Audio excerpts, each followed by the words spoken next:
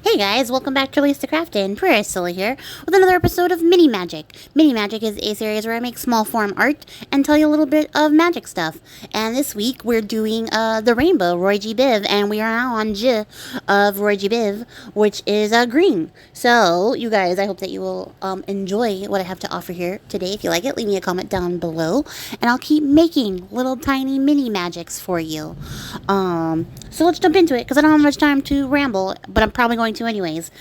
Green. Ancient Egyptians used a lot of green, you guys.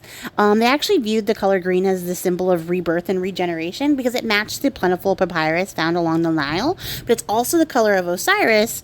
He was depicted as having green skin, especially after he died and came back. I don't have time to talk about it. He was the god of fertility. He was green. That's how it worked. Farming god, green. It's super prevalent in nature, obvi. It is literally the color that represents nature. And so it's one of the colors that humanity tried to recreate immediately. But turns out this wasn't such a super easy process. Ground malachite was used by the Egyptians, so they would grind it super fine and make a pigment from it. But it would eventually oxidize and turn black over time. The ancient Romans would use copper that they soaked in wine in order to harvest the verdigris, which is like a process created from oxidation and rusting sort of things. Very scientific. I can't explain it right now. I don't have that much time. But they would use this like copper wine mixture to get this like patina verdigris and turn it into the green pigments that they would use. And it lasted for a little while longer than, like, the malachite that the Egyptians were using, but it also still wasn't, like, a very light, fast sort of thing. It wasn't a great process in general.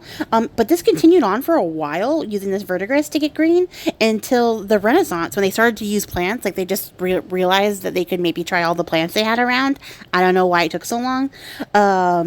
But plant pigments aren't light fast either, and they would fade really quickly. So in the 1700s, chemists managed to invent a new green pigment using a compound of arsenic, which, as we've learned, is a deadly poison.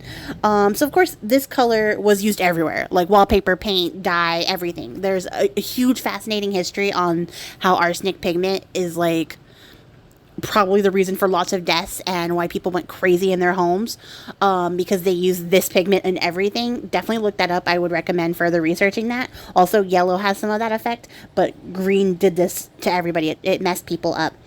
And they use this for years, of course, and they continue to use toxic greens all the way up until this day, actually.